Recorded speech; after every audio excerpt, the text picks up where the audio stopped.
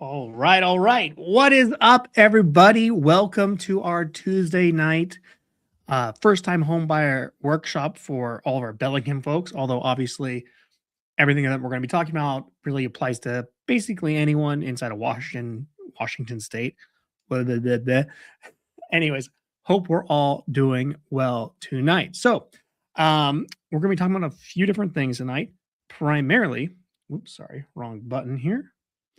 We're going to be talking about the 3 secrets to buying a home that you as a home buyer must know. Okay. First up is we're going to be talking about the complete step-by-step process to buying your dream home. Okay. That way, you know all the steps involved. We're going to be talking about how to buy your next home with some low or no money down loan programs that are available.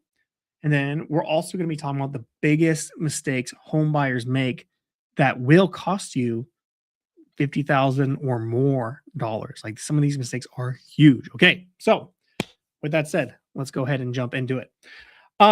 First off, who is this class for? Obviously it's for first time home buyers, but it's also for second time home buyers.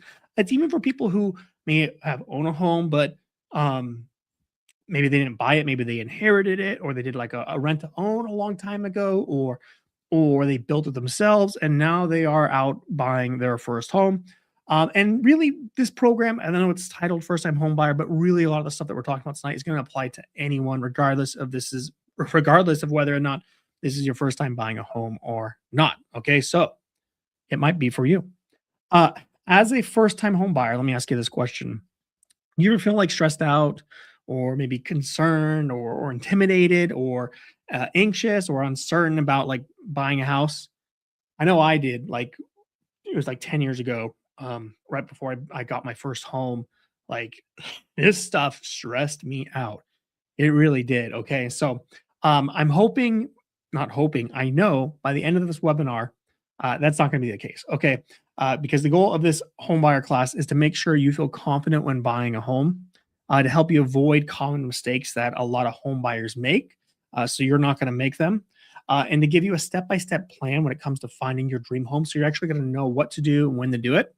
And then, of course, to help you take advantage of all the low and no money down loan options out there. So with that said, real quick, for anyone that doesn't know who I am, most of you probably do, but if you don't know who I am, my name is Tommy Muchler. This is my beautiful bride and Amanda, and our little girl Ellie Joe. They are my world, obviously, and they are amazing. For those of you that don't know, I lived in Bellingham, Ferndale, Whatcom County, basically my entire life. I know the area really, really well. I've been selling real estate for 10 years now, and I've helped more clients than I know what to do with. And I got more 5 stars than I know what to do with. And that's not to brag, it's to let you know, hey, I know what I'm talking about. I'm actually going to help you get those results. Okay. So, again, the 3 secrets up to buying a home that you must know, just to quickly recap as we go through this content, is the complete step-by-step to buying your dream home. That's what we're going to be covering right now. How to buy your next home with low or no money down. And then, of course, the biggest mistake home buyers make that could cost you $50,000 or more. We're going to cover all of it right now. Let me change my camera so you can see this. So, the home buying roadmap, this is just kind of a quick overview of what we're going to be talking about. If you want to take a screenshot, you can. Otherwise, we're just going to go ahead and kind of jump into this roadmap so everything makes sense. So the first thing we're going to be talking about is going to be creating your home buying plan. This is the first thing you need to do. And if you don't do it, it is a big mistake. Okay. So basically, the first thing you need to do is you need to build your team. And that means getting pre-approved and finding a realtor you trust. Now, we'll dive into some of the specifics here in just a moment. Basically, what you need to do is you need to find a lender you like and trust, and figure out what you qualify for. Because a lot of times you might qualify for a lot more than you realized, or you might need to work on your credit, or you might not qualify as much. Who here has gone on Zillow and you start shopping around for homes and you're looking, you get all excited, and maybe you press that shiny button to contact a realtor to go look at it. This you might not have done this, but this happens a lot. And you go tour it, and then you find out you don't qualify for it, or maybe there's a better home that you could have qualified for. So getting pre-approved is the first step into buy in your home buying journey. Next step is going to be to finalize your home goals. So this is going to be figuring out what it is you actually want in a house. I cannot tell you how many times I've worked with a client where they didn't really know what it is they wanted in a house. They just wanted a house. They go out and buy it, and then 2 years later, they call me up to sell it because it was the wrong house, right? So really figuring out what it is your family needs are, like when it comes to owning a home, like what are the important things, and then like you need to live in a certain neighborhood. Like what are those things that you need in a home versus what are like the nice to have, like the attractive, like HD TV things. Like you don't want to fall for the trap of like buying a pretty house, but it doesn't fit or suit your family needs, right? Does that make sense? So really figuring out what it is you want in a home is really, really important. And then obviously the next step is finding a agent that you like and trust. So um with that said, with those as kind of like the first step to buying your home, creating your home plan, here are the biggest mistakes I see people make. Again, is thinking you don't qualify for your dream home right now. I worked with a client recently, and they thought they couldn't buy or afford anything. Like, there's like no way. Like, it's going to be years. We need to save up a big down payment. Like $100,000 we need to save up before we can even buy a house, not realizing they only needed like $10,000 to buy a home right now. And not just like some cheap junky home. They bought a really nice home in Linden for I think it was like $550,000, and they only put $14,000 down because of some of the low and no money down loan programs that are out in Washington. And they had no idea until they talked to me and we went over their options, just figuring out like, hey, you guys would qualify for this, or you might qualify for this. And if we did this and we structured the deal in a certain way, you actually can qualify. And we got them into a really nice home for $14,000. Now, obviously, $14,000 is a lot, right? But it's not that 20%, that $100,000 that you need to put down to buy a home, right? Mistake number two is not getting pre-approved right away. We kind of talked about this a little bit ago, but you really got to get pre-approved right away. If you do not get pre-approved, again, there's been so many times where someone looks and they find and they see their dream home and they want to put an offer in and they're not pre-approved yet. Like they're not pre-approved and they end up not getting it, right? They ended up, it takes a couple days to get pre-approved. Maybe they don't have their ducks in a row. They got to, get their tax return and send it to the lender. And they're not ready to go and they lose the house to another buyer. Like it happens all the time. And I'd really hate for that to happen to you guys. Mistake number three is going with a big box bank. This is like your Chases or Bank of America, things like that. A lot of these times, there's a couple reasons you don't want to go with these banks. Oftentimes, they're more expensive and they overcomplicate the process. They require a lot more from you than, say, um, uh, a broker who specializes just in home loans and nothing else. Think of it kind of like this: a big box bank is kind of like Walmart. They have everything. They have they have auto loans, they have credit cards, they have bank accounts, business accounts, and all these different like money related products. And they do a lot of things and they don't really do anything well. It's like jack of all trades, master of none, right? So they don't do everything. They do everything, but they don't do any one thing well. Whereas if you go with like a local lender, a local brokerage, and they do is home loans, and that's it. You can usually get a lot better deal. They don't require all these extra unnecessary steps, and you're mostly just going to get a better deal. It's going to be a lot easier, a lot less of a hassle. I know you think, oh, I'll just go with my bank. I promise you, it's a big mistake. You're going to regret it. And also another thing, a lot of sellers, I'd say most sellers, about 90% of sellers, would never take an offer if your pre-approval is from like a big box bank like a Chase or something like that. And that's because they require so much and there's so many hurdles and steps you have to go through that it's usually not worth it. In fact, I worked with a client. It was one of the first houses I sold. It was 9 years ago, 10 years ago. Um, we were under contract and we are supposed to close in 30 days.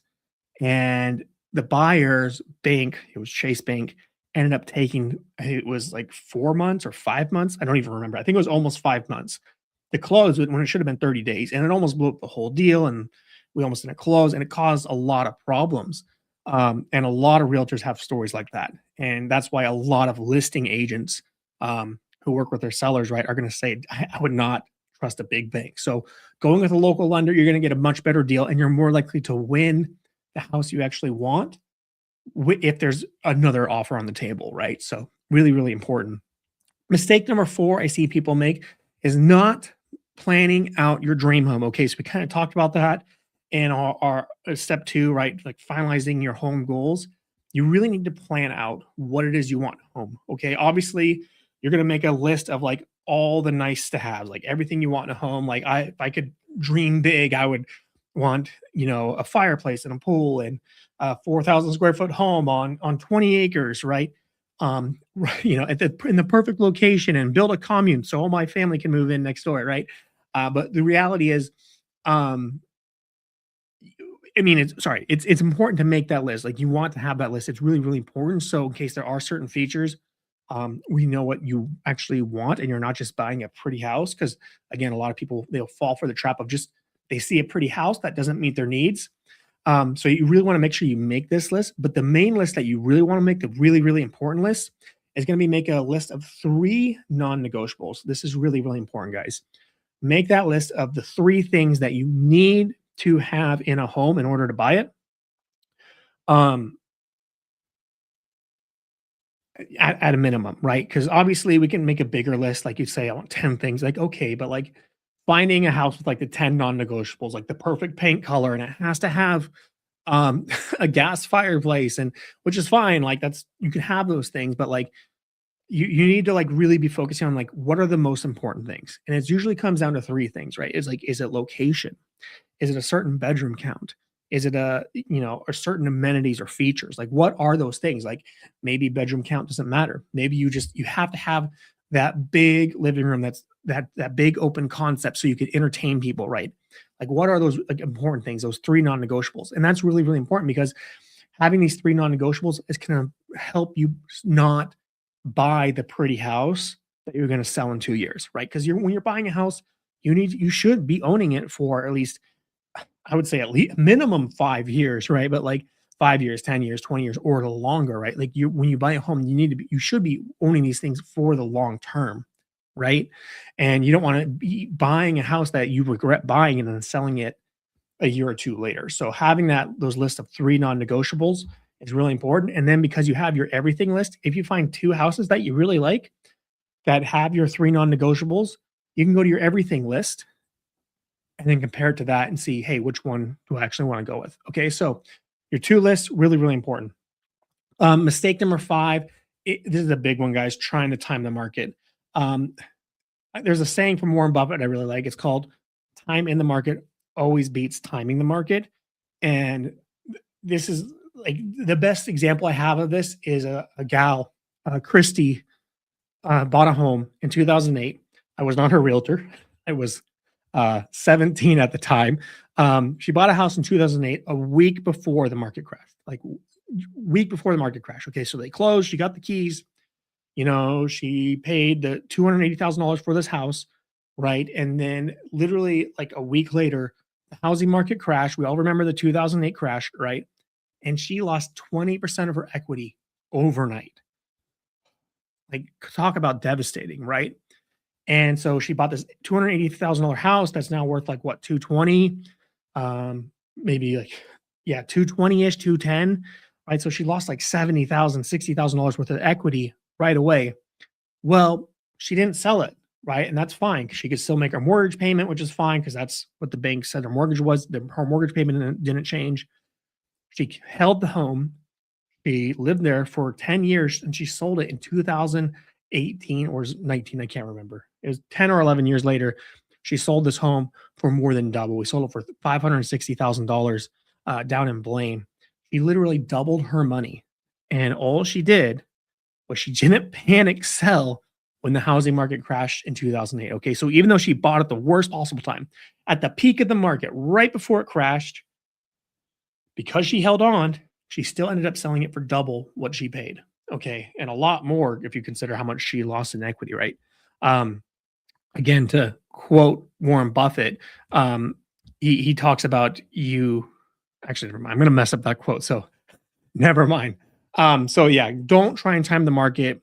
If you're gonna be selling a house within 2 years, hopefully it's not because you bought the wrong house and we have your list of non-negotiables.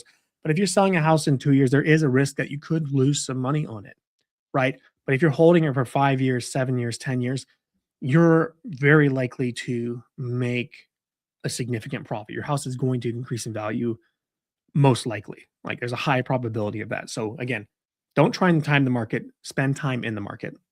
Mistake number 5 is hiring an HGTV realtor.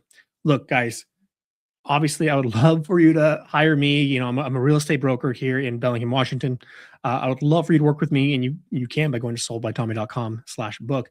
But at the minimum, you need to hire a professional, guys. Like I know a lot of people think realtors are overpaid door openers. Like we all thought that, like, okay, I want to see a house, some guy shows up and he opens the door and that's it. Like that's like less than 2% of what a real estate agent does.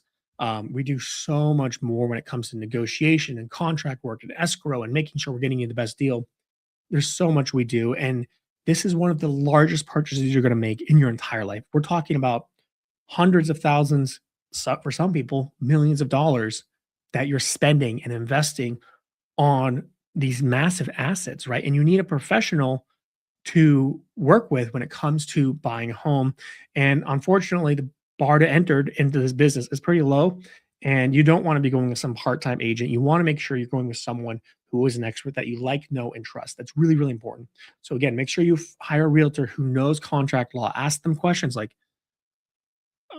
I don't even know, about like what's your education like? How many deals have you sold? How much money do you save people on average, right? Again, hire a realtor who is an expert negotiator, someone who does know how to get the price down, right? Who can get you a good deal, right? Because you don't want to be overpaying when, especially when you don't have to. And if you can, and a good realtor should be able to save you 10, 20, 30, 40, $50,000. Not saying they're going to save you $50,000, right? But a good realtor should save you tens of thousands of dollars when you find your next home. And then obviously hire a realtor you trust, right? That's really, really important. This is not the time to be hiring your friend's uncle's cousin's brother who sells real estate on the weekends and has had their license for like 3 months. You need to hire a professional, someone who's been doing this for a long time. So step one, to recap, creating your home buying plan. First up is we got to get pre-approved. That's the most important thing. We got to create that plan to finalize your home goals. So again, make those 2 lists, those 3 non-negotiables, and then find a realtor that you like and trust. Step 2, to finding your dream home. Uh, so now that we have our plan, we're going to go out and start looking at homes. Okay. So now that you're pre approved, you figure out what it is you want a home. We're going to go out and look at homes. Usually you'll find your dream house within the 1 to 5 home tours.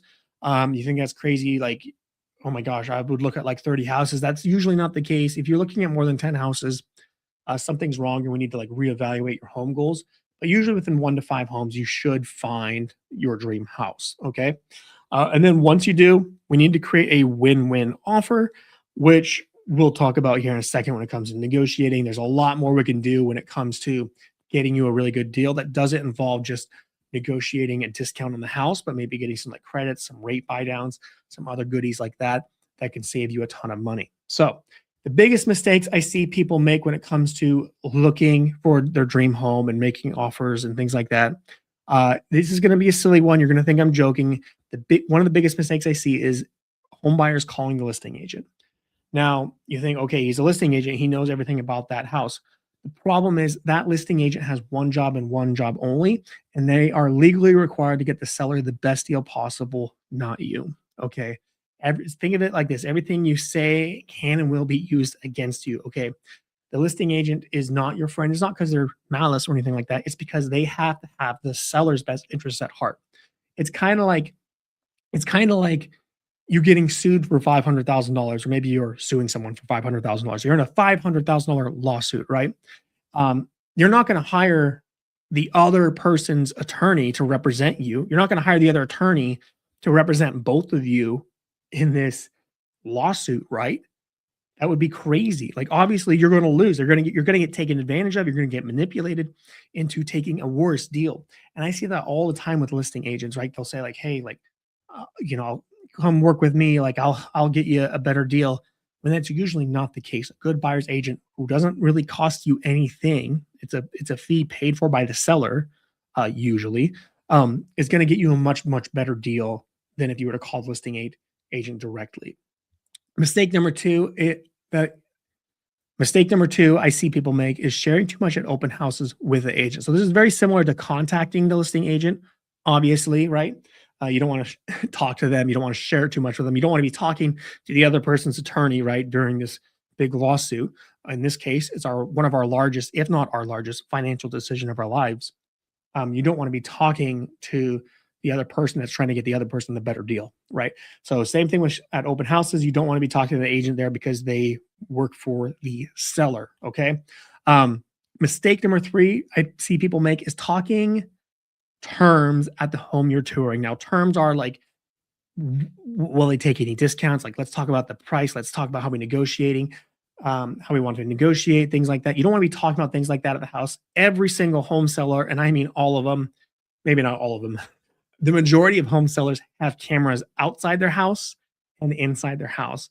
And I don't want to share too much because I don't want to disclose like any private information. But I was selling a house last year, and the buyer came through and they shared way too much information that my seller heard on the cameras, and then we then use in the negotiation because they didn't know we were recording. These are outside cameras, by the way, so they're walking around outside.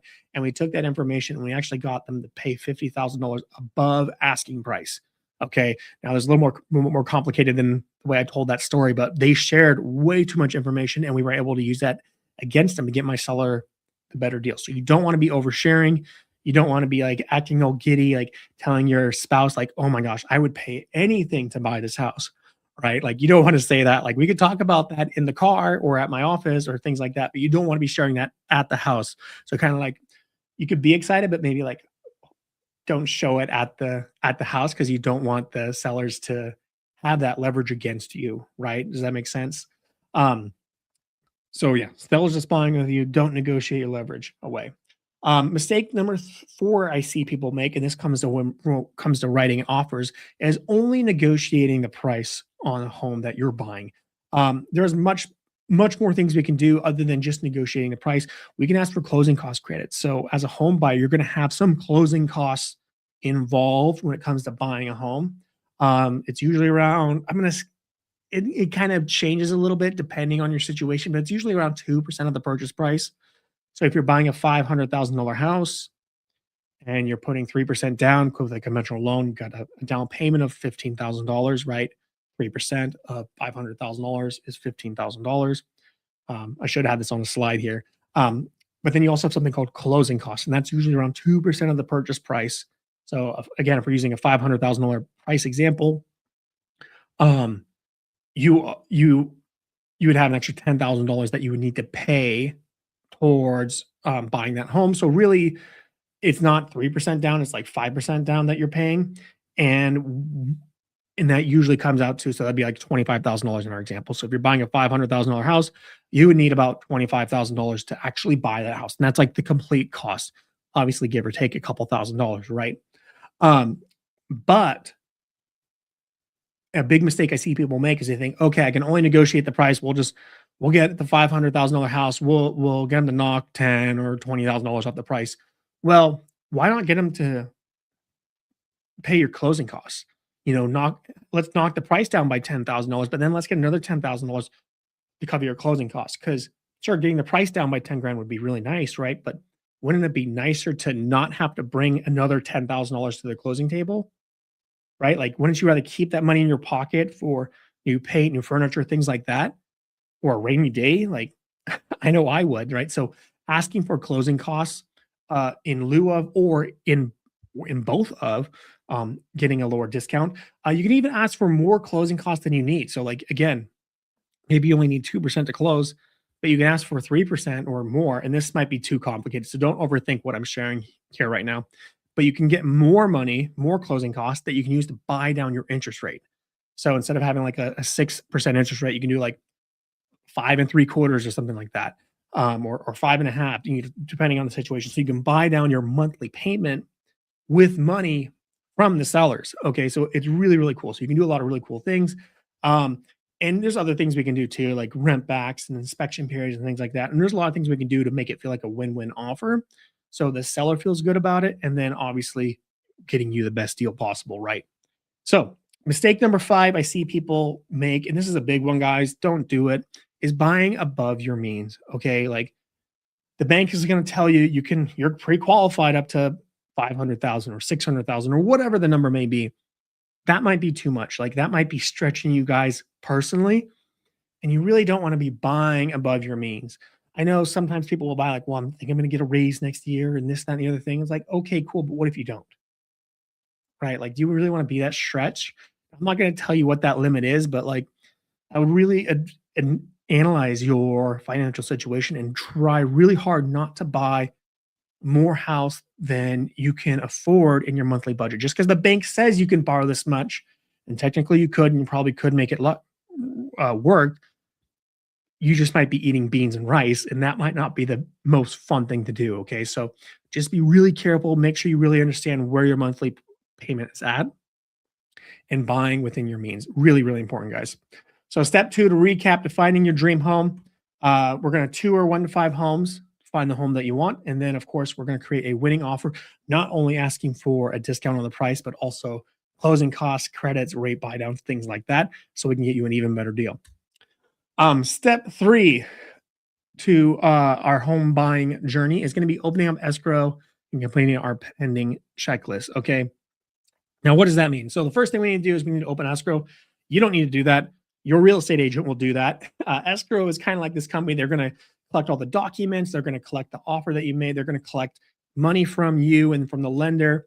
And then they're going to record everything at the county, make sure everything's all in tip-top shape, and make sure the seller gets their money, but only gets the money after we record and close on the house. Okay. So they're basically just here to facilitate or manage the transaction to make sure it goes smoothly. Okay.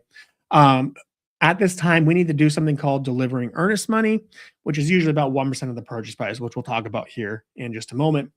During this time, we're also going to do our inspection and negotiate additional credits and discounts. Okay. So during our inspection, obviously, we should do it.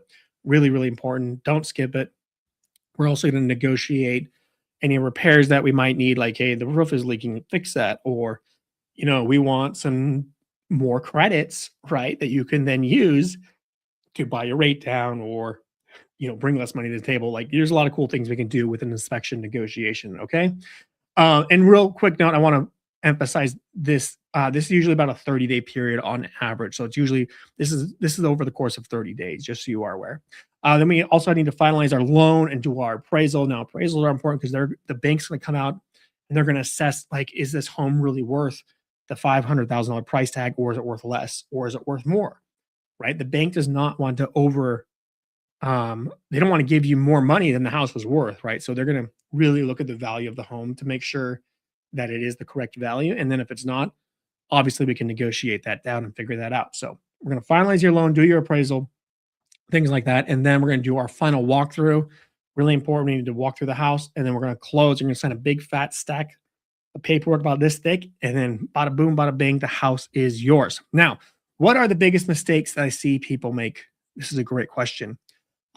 Mistake number one is not paying your earnest money, which is basically like a security deposit in time. Now, what is earnest money? It's a security deposit. Basically, it's telling the seller, hey, I promise if you accept my offer, I promise to buy this house unless financing falls through, unless the inspection is really, really bad, or you break the rules. But basically, we promise we're going to buy this house. Okay. And that's really important because the seller, if they accept your offer, there's no backing out for the seller. Once the seller accepts the offer, they're stuck, they're locked in, they can't accept any of their offers. You, as the buyer, can obviously just not show up to sign closing paperwork or anything like that. And basically, you have this security deposit, earnest money, that you need to pay within 2 or 3 days of the seller accepting your offer. That basically says, hey, Mr. Seller, I promise to actually buy this house unless we fail the inspection, unless we fail a couple other things, or like the bank doesn't give us some money, or we get fired from our job. We promise to buy this house, and if we don't show up to the closing table to sign closing papers, you can have this money. Now, this money is usually about 1% of the purchase price. However, it can be negotiated and it can be lower. So this is one of those things that we can negotiate. It's part of our negotiation tactics. I've seen it as low as $1,000. Technically, it could be zero, but no seller would, in the right mind, would take an offer that had zero earnest money. It would just, no one would. But it's usually 1% of the purchase price. So again, this is the first time you're writing a check, by the way, in case you haven't noticed, this is the first time. Also, this money goes back to you. So again, when you close on the house, that 1% check that you wrote, so let's say you wrote $5,000 check for this $500,000 house that we're hypothetically buying, you get that money back. It's basically towards your down payment. So if you have a $15,000 down payment, which is 3% of the purchase price, it goes towards that. So basically, once we're about to close and sign, you need to bring the rest of your down payment. You would bring $10,000 instead of $15,000. Does that make sense? Because you already paid that security deposit, if you would, right? So that's basically what that is. It's not that big of a deal, but just be aware you need to make sure you pay it within 2 to 3 days, because if you don't, the seller could take the house off the market, or sorry, put the house back on the market and go accept someone else's offer. So you could lose the deal if you don't pay that earnest money right away. Mistake number 2 I see people make is not getting a home inspection. This is huge, guys. Like, do a home inspection. I know so many people who will buy like a new build and like, oh, well, it's a newly built house. Well, I don't need to do a home inspection. Yes, you do. New builds are notorious for being in terrible shape, just contractors cutting corners, and not like the main builder, but like the subcontractors they hire, right? Like it just happens all the time. Okay. So like you need to do a home inspection, especially on a new build. I understand back in COVID, a few years ago, people were just waving them left and right because there was a huge bidding war, and that was a big problem. I'm just going to say right now, just do a home inspection. They do cost about $500, maybe to $600. That's money that comes out of your own pocket. You don't get that back. Obviously, like with the earnest money, you get that back, but the home inspection you don't get back. I'm going to tell you right now, this is the best $500-$600 you'll ever spend. Because if you if you spend this money, and you find out there's huge catastrophic problems with the house, well, guess what? You just saved hundreds of thousands of dollars by not buying that house, right? So again, really, really important. Make sure you get that home inspection done. Mistake number 3, this has to do with doing a home inspection, is asking the seller to make repairs. This is a mistake I see really often, where the buyer will say, hey, there's this thing's wrong, the sink leaks, this electrical outlet needs to be replaced, like a few small things that need to be fixed or whatever, and they'll like just have the seller fix it. Well, the problem is, seller is going to do it themselves. They're going to go spend $20 at Home Depot, and they're going to half-ass it, do it wrong, right? And they're not going to do a good job. What you want to do, and this is a mistake I see a lot of agents making. So you got to make sure your agent puts this in the contract. What you want them to do is you want to say, hey, don't just repair it. Have a licensed and bonded contractor make these repairs. Now it's going to cost the seller a lot more money, right? Instead of spending $20 at Home Depot, they're going to be spending a few $100s or a few $1,000s getting these items fixed, whatever they might be, right? These hypothetical items. But you're going to want a licensed and bonded contractor, because the $20 duct tape job the seller did isn't going to cut it. Now, one thing I like to do a little bit more, and you don't have to do this, is like a pro tip. One thing I like to do is actually, instead of having the seller fix it or having a contractor fix it, is I like to ask for more closing costs or credits, because that's more money in my pocket, right? And then I'll do the $20 Home Depot fix. Now, obviously, that's not for everyone. It depends on your own skill level. Maybe you can go find a cheaper contractor somewhere, or maybe like your dad or your uncle or your friend can do those repairs, right? But I personally like doing those repairs myself, because I can do them for really cheap, and then I can usually get whatever that licensed and bonded contractor would charge. So like if they're going to charge $2,000, but I know I could fix it for $100, I'm going to use that $2,000 repair debt. Say, hey, just give me, you know what? Let's just make our life easier. Just give me a $2,000 credit for closing instead. Does that make sense? Like, that is huge. It's a great way to save a ton of money when buying a home. or when you're doing your home inspection too. Just get some more money back in your pocket. Mistake number 4, this is the big one, guys. Don't do this. Buying anything big before closing. Okay, that means basically nothing on credit. I've seen this mistake before. You don't want to be buying no new credit cards, no new loans, no etc. Like no big or unusual purchases or anything like that.